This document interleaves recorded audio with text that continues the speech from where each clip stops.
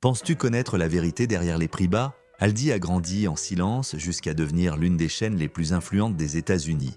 Mais le secret de son succès ne réside pas uniquement dans les étiquettes de réduction. Alors que des millions paient cher pour des marques célèbres, beaucoup n'imaginent pas que les produits qu'ils consomment sortent exactement des mêmes usines. Ce que peu savent, c'est que derrière les rayons simples existe un système calculé qui change la façon d'acheter, fait tomber des concurrents et force même des supermarchés entiers à baisser leurs prix. Es-tu prêt à découvrir ce qu'Aldi ne dit pas à ses clients? Partie 1. Le truc du prix. Comment vendre la même chose pour beaucoup moins? Tout commence par une constatation inconfortable et libératrice à la fois. Beaucoup pensent que le prix est un synonyme direct de qualité.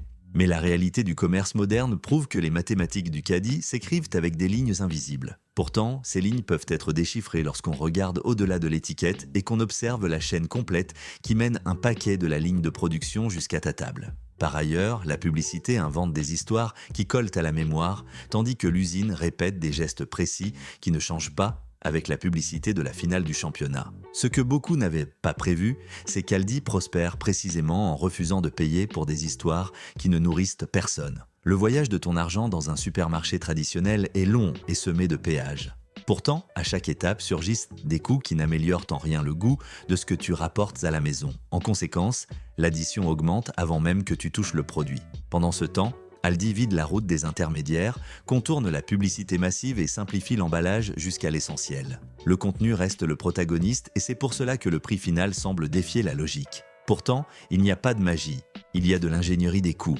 Mais cette ingénierie ne fonctionne que parce que la marque de distributeur naît sur les mêmes lignes qui alimentent les noms célèbres. Imagine un sachet de chips avec l'éclat d'un stade.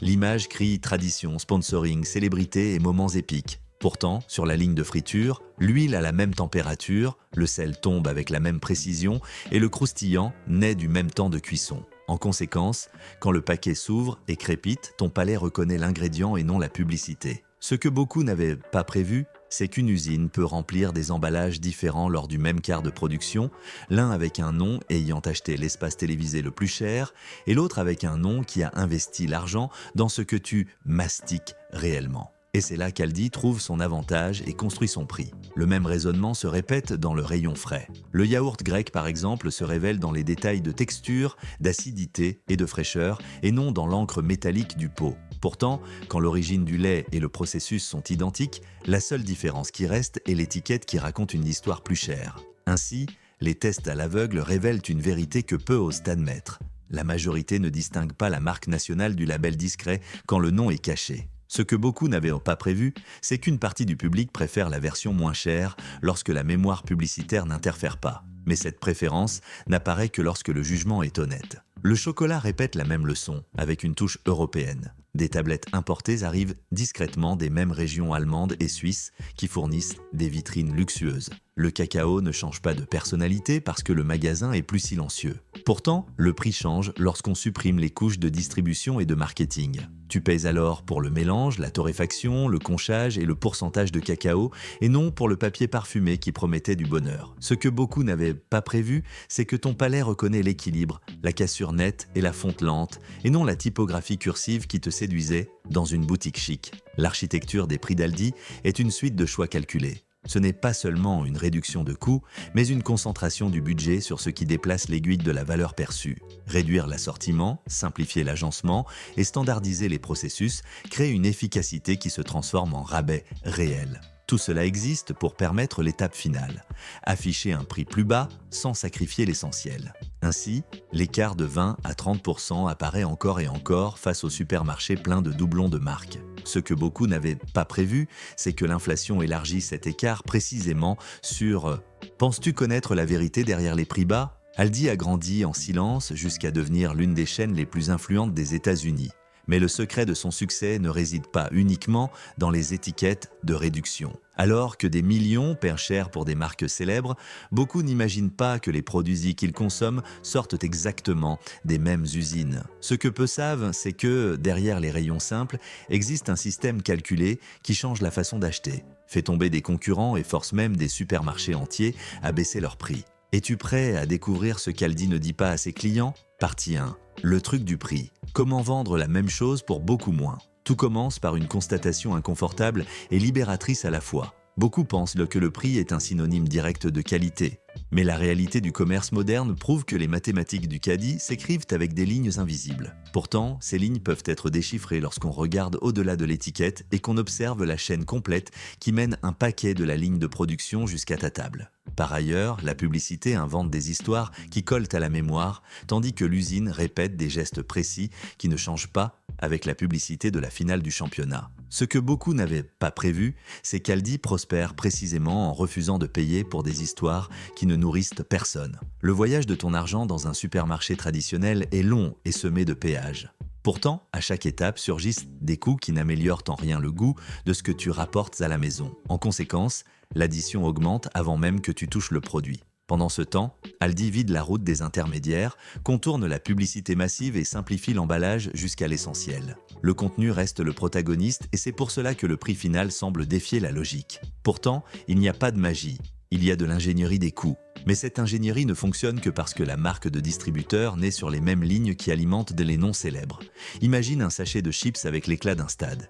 L'image crie tradition, sponsoring, célébrité et moments épiques. Pourtant, sur la ligne de friture, l'huile a la même température, le sel tombe avec la même précision et le croustillant naît du même temps de cuisson. En conséquence, quand le paquet s'ouvre et crépite, ton palais reconnaît l'ingrédient et non la publicité. Ce que beaucoup n'avaient pas prévu, c'est qu'une usine peut remplir des emballages différents lors du même quart de production, l'un avec un nom ayant acheté l'espace télévisé le plus cher, et l'autre avec un nom qui a investi l'argent dans ce que tu mastiques réellement. Et c'est là qu'Aldi trouve son avantage et construit son prix. Le même raisonnement se répète dans le rayon frais. Le yaourt grec, par exemple, se révèle dans les détails de texture, d'acidité et de fraîcheur, et non dans l'encre métallique du pot. Pourtant, quand l'origine du lait et le processus sont identiques, la seule différence qui reste est l'étiquette qui raconte une histoire plus chère. Ainsi, les tests à l'aveugle révèlent une vérité que peu osent admettre. La majorité ne distingue pas la marque nationale du label discret quand le nom est caché. Ce que beaucoup n'avaient pas prévu, c'est qu'une partie du public préfère la version moins chère lorsque la mémoire publicitaire n'interfère pas. Mais cette préférence n'apparaît que lorsque le jugement est honnête. Le chocolat répète la même leçon, avec une touche européenne. Des tablettes importées arrivent discrètement des mêmes régions allemandes et suisses qui fournissent des vitrines luxueuses. Le cacao ne change pas de personnalité parce que le magasin est plus silencieux. Pourtant, le prix change lorsqu'on supprime les couches de distribution et de marketing. Tu payes alors pour le mélange, la torréfaction, le conchage et le pourcentage de cacao, et non pour le papier parfumé qui promettait du bonheur. Ce que beaucoup n'avaient pas prévu, c'est que ton palais reconnaît l'équilibre, la cassure nette et la fonte lente, et non la typographie cursive qui te séduisait dans une boutique chic. L'architecture des prix d'Aldi est une suite de choix calculés. Ce n'est pas seulement une réduction de coûts, mais une concentration du budget sur ce qui déplace l'aiguille de la valeur perçue. Réduire l'assortiment, simplifier l'agencement et standardiser les processus crée une efficacité qui se transforme en rabais réel. Tout cela existe pour permettre l'étape finale, afficher un prix plus bas sans sacrifier l'essentiel. Ainsi, l'écart de 20 à 30% apparaît encore et encore face aux supermarchés pleins de doublons de marques. Ce que beaucoup n'avaient pas prévu, c'est que l'inflation élargit cet écart précisément sur ou partie 2. Comment gagner le jeu à l'intérieur du magasin? Tu peux entrer chez Aldi seulement pour refaire le plein de produits de base, mais celui qui comprend le rythme du magasin transforme chaque visite en une opération de précision. Rien de tout cela ne dépend de tours obscurs, mais du temps, de l'observation et du fait de savoir que l'horloge et le calendrier sont aussi importants que la liste de courses. La plupart des gens font leurs courses selon la commodité du jour, ce qui les place exactement aux heures les plus chères, en patience et en opportunités perdues. Pourtant, il suffit de décaler l'aiguille de quelques heures pour que le caddie devienne plus frais, moins cher et plus stratégique. La première clé réside dans les camions et les chambres froides. Fruits et légumes arrivent avec une routine quasi militaire au début de la semaine. Mardi et mercredi matin concentrent des réassorts dignes d'un marché de quartier. Mais ce n'est pas seulement une question d'arriver tôt,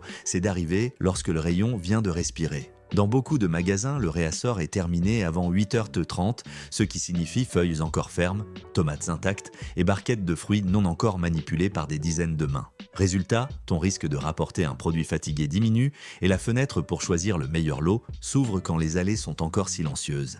Vient ensuite la science des remises. Aldi doit écouler son stock rapidement et clairement, et c'est ainsi que naissent les étiquettes rouges que beaucoup voient sans comprendre. Ces signaux fonctionnent comme un code pour qui sait lire. Quand la date de vente approche, les produits reçoivent des réductions allant de 30% à des niveaux rarement vus ailleurs. Ainsi, mercredi après-midi et dimanche deviennent des moments en or, car le magasin doit libérer de l'espace avant les prochaines livraisons. Ce que beaucoup n'avaient pas prévu, c'est qu'en semaine de fête, ce cycle s'accélère et les étiquettes apparaissent jusqu'à 48 heures plus tôt, créant une tempête parfaite pour qui prépare le frigo familial. La matinée dévoile ce que la nuit a déclenché. Boulangerie, viande et produits laitiers reçoivent de l'étiquette rouge, généralement entre 7h et 8h, une période où chaque minute compte. Mais la remise n'a de valeur que si tu acceptes de jouer au chercheur d'or. Emballage cabossé, boîte légèrement endommagée et carton plié offrent 10 à 20% de réduction supplémentaire sans changer la qualité du contenu. Il faut cependant vérifier attentivement les dates et l'étanchéité. Résultat, tu combines 2 économies en un seul geste, transformant de petites imperfections en avantages concrets sur ton total.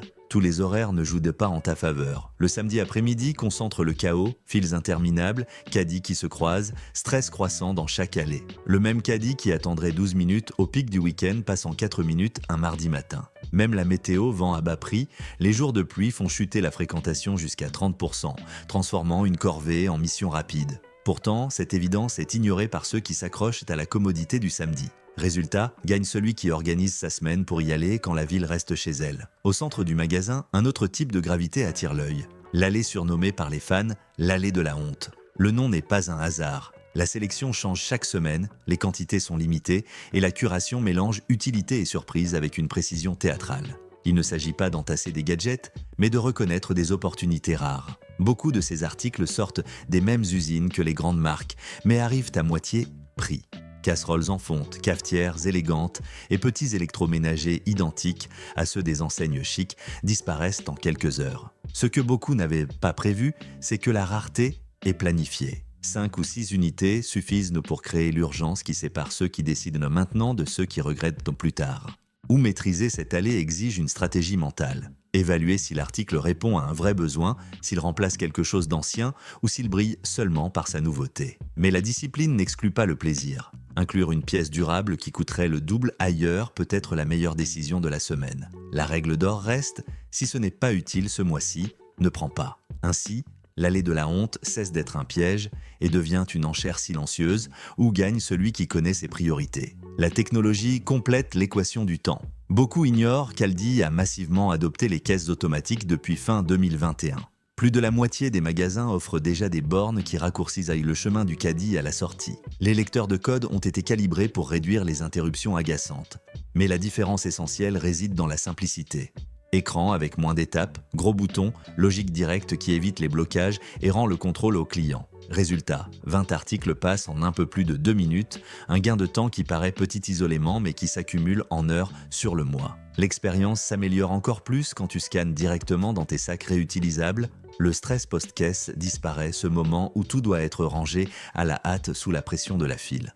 Mais cette fluidité n'existe que quand le flux est bien réglé et que la sortie est dégagée. Certains magasins testent déjà la vérification par caméra plutôt que par balance, éliminant blocages et soupçons injustifiés. La meilleure fenêtre pour profiter de cette fluidité est connue des habitués. Mardi, entre 9h et 11h, c'est zéro attente, rayon calme et employés disponibles sans précipitation. L'horloge est ton allié, mais la carte du magasin aussi. Entrer par l'arrière, lorsque c'est possible, évite l'embouteillage initial et te rapproche des zones de réassort où les nouveaux lots apparaissent d'abord. Chaque magasin a son propre rythme, il faut observer où les palettes s'arrêtent et dans quel ordre les rayons sont remplis. Si ta priorité est la fraîcheur, commence par les produits périssables avant que la fréquentation ne prenne les meilleures pièces. Si tu vises les rabais, passe d'abord par les zones à étiquette rouge et termine par l'allée centrale où la surprise surgit sans prévenir. Partie 3, ce que tu ne vois pas, le système opérationnel humain.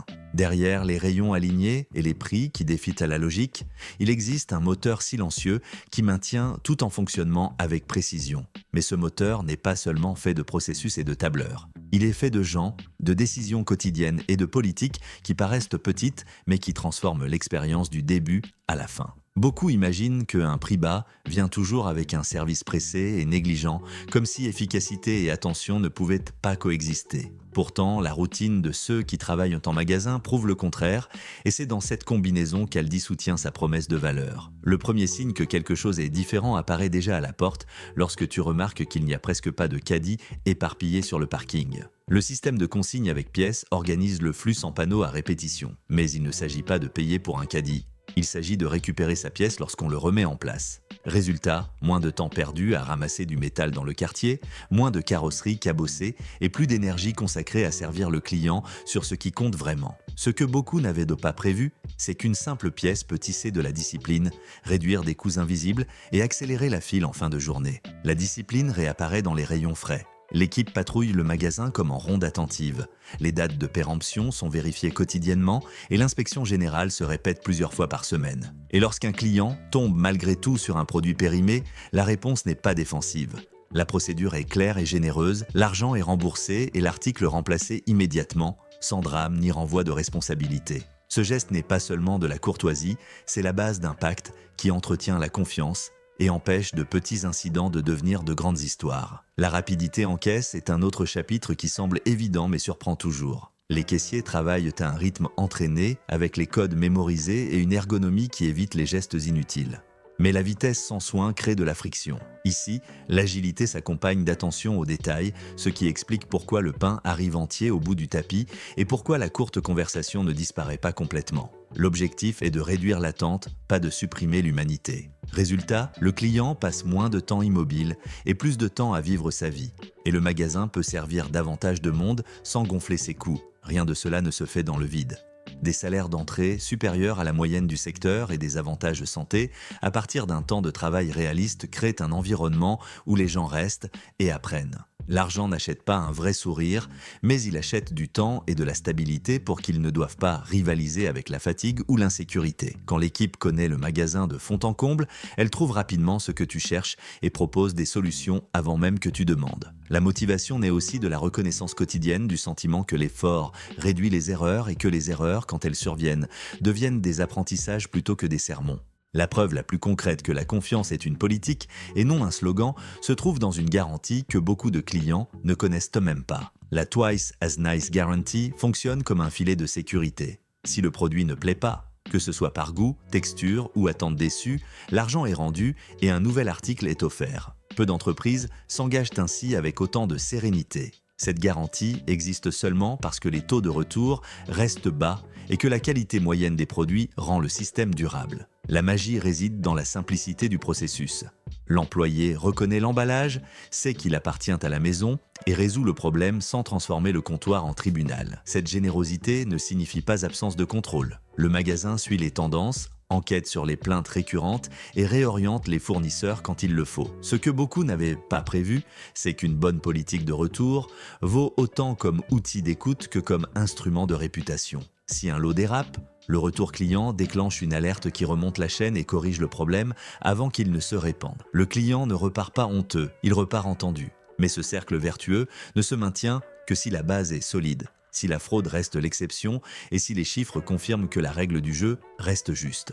La culture de service se voit aussi dans les petits gestes, comme lorsqu'un client a oublié sa pièce de caddie. Dans beaucoup de magasins, un employé en prête une sans transformer la demande en gêne. Le message est clair. Le magasin préfère créer des solutions rapides plutôt qu'ériger des barrières. Résultat, le client entre, achète, rend le caddie et le cycle recommence avec moins de friction qu'au départ. Ce que beaucoup n'avaient pas prévu, c'est que la somme de ces concessions intelligentes construit une expérience qui paraît simple, mais qui exige une grande confiance dans la maturité de ceux qui viennent plusieurs fois par semaine. Le même esprit se retrouve dans la gestion du gaspillage. L'équipe surveille de près la rotation des articles sensibles, place une étiquette rouge au bon moment et retire ce qui ne répond pas aux standards. L'objectif n'est pas d'écouler à tout prix, mais de proposer le tarif juste pour libérer de l'espace. Cela exige de ne pas confondre remise et désordre. Quand l'étiquette apparaît au bon moment, le client profite d'un vrai avantage et le magasin évite une perte silencieuse. Résultat, tout le système coûte moins cher pour tous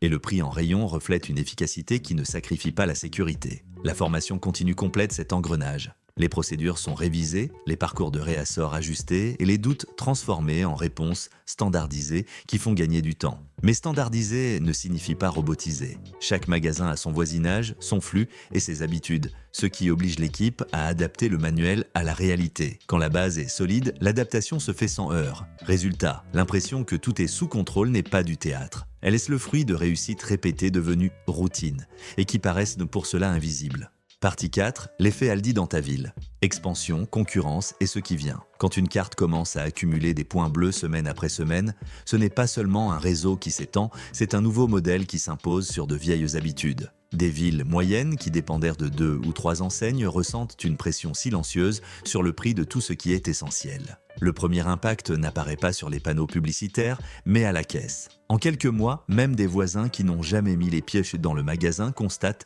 que la concurrence a baissé ses prix sur les produits de base. Ce soulagement dans le panier n'est pas un hasard, c'est un effet domino. La chronologie aide à comprendre l'ampleur du changement. Passer d'environ 1800 magasins en 2018 à plus de 2300 aujourd'hui n'est pas qu'une statistique. C'est du rythme industriel appliqué au commerce. Le plan d'ouvrir des centaines de points supplémentaires en 5 ans révèle une ambition qui ne recule pas devant les cycles économiques. L'objectif de 2500 unités d'ici 2028 cesse d'être hypothétique et influence déjà concurrents, propriétaires le foncier et municipalités qui étudient trafic et voisinage. Chaque ouverture agit comme un test de stress pour l'écosystème local. Les supermarchés installés depuis des décennies revoient leur plan de rayon, renégocient avec les fournisseurs et refont leurs étiquettes. Mais la réponse la plus visible se lit dans le portefeuille du consommateur. Une baisse moyenne de 7% dans le voisinage après l'arrivée d'une nouvelle enseigne ne naît pas de la bonne volonté, mais de la nécessité. Quand le marché comprend qu'une partie du public a migré de manière permanente, la réduction cesse d'être tactique pour devenir une stratégie de survie. Le cycle ne se ferme qu'une fois que restaurants de quartier, épiceries et marchés locaux ajustent aussi leur offre pour rester pertinents. Le mouvement dépasse les rayons. Le marché immobilier et commercial considère désormais l'arrivée de la chaîne comme un facteur de valorisation de quartiers entiers. Ce que beaucoup n'avaient pas prévu, c'est qu'un magasin plus compact attire un trafic fréquent, donc une irrigation constante pour cafés, pharmacies et services voisins. Les promoteurs offrent des conditions agressives pour implanter la bannière sur des carrefours stratégiques, sachant qu'elle attire autant un mardi matin qu'un dimanche après-midi. Cette force d'attraction ne se maintient que si l'organisation opérationnelle garantit bas coût et expérience rapide, ce qui explique pourquoi la surface réduite est devenue un atout et non une limite. La concurrence apprend à copier ce qu'elle voit et à négocier ce qu'elle ne maîtrise pas. Il est facile de refaire les allées, mieux éclairer les fruits et légumes et repeindre les murs avec des tons d'efficacité. Mais l'essence du modèle ne se résout pas avec de la peinture. Elle vit dans les contrats, la logistique, l'assortiment réduit et la discipline des coûts qui ne tolèrent pas la vanité. Ainsi apparaissent des marques de distributeurs minimalistes, des versions compactes d'hypermarchés et des promesses de choc de prix sur des prospectus imprimés moins chers. Ce que beaucoup n'avaient pas prévu, c'est que l'imitation de la surface n'offre pas la même marge de manœuvre sans la partie invisible du système. Pour le consommateur, la question change de ton et d'échelle. Il ne s'agit plus seulement de savoir où acheter, mais de savoir comment tirer parti de cette dynamique d'expansion pour le budget du foyer. On peut anticiper en apprenant à lire les signes, rénovation discrète, panneaux temporaires, agitation autour des fournisseurs locaux. Observer les baisses de prix des concurrents dans les semaines précédant une inauguration révèle où l'élasticité est plus forte et où la nouvelle enseigne frappera fort. La stratégie la plus pragmatique reste de diviser sa liste, tester des paniers miroirs et mesurer ce qui change vraiment dans la vie réelle, et non dans les annonces. L'expansion se ressent aussi sur l'emploi et la qualification. L'arrivée d'une enseigne qui paie un peu au-dessus de la moyenne et offre des avantages réels tire progressivement le marché du travail vers le haut. Ce que beaucoup n'avaient pas prévu, c'est que ce réajustement améliore aussi le service chez les concurrents qui doivent retenir leur personnel et, forcés de mieux former, finissent par livrer des allées plus organisées et des caisses plus rapides. Le quartier constate moins de caddies abandonnés, moins de déchets autour des quais et moins d'improvisation sur les produits frais. Aucun de ces effets ne vient d'un décret, ils naissent de choix qui ont du sens économique. L'impact culturel semble subtil, mais finit significatif. Une communauté exposée de façon répétée à l'idée qu'un label discret peut rivaliser avec une grande marque rééduque son palais, sa méfiance et son rapport au prix. Mais tout nouvel habitus demande de la répétition et c'est pourquoi la constance en approvisionnement et en qualité pèse autant que l'étiquette. Résultat, la discussion familiale sur quoi acheter et où acheter devient plus mûre et le panier devient une feuille de calcul dans l'esprit de celui qui le pousse. Ce que beaucoup n'avaient pas prévu, c'est que cette maturité réduit aussi le gaspillage à la maison, car l'achat cesse d'être une promenade pour devenir un projet. À l'horizon, l'opération continue de remplacer la graisse par du muscle. Les technologies d'autoscanning se perfectionnent, les lecteurs deviennent plus tolérants aux gestes naturels et les vérifications par caméra remplacent des balances qui bloquent le flux inutilement. Mais l'avenir n'est pas que machine. Il est aussi dans la curation. Les chaînes d'approvisionnement privilégient des lots régionaux quand cela a du sens et des usines capables de répéter un standard avec moins d'intervention.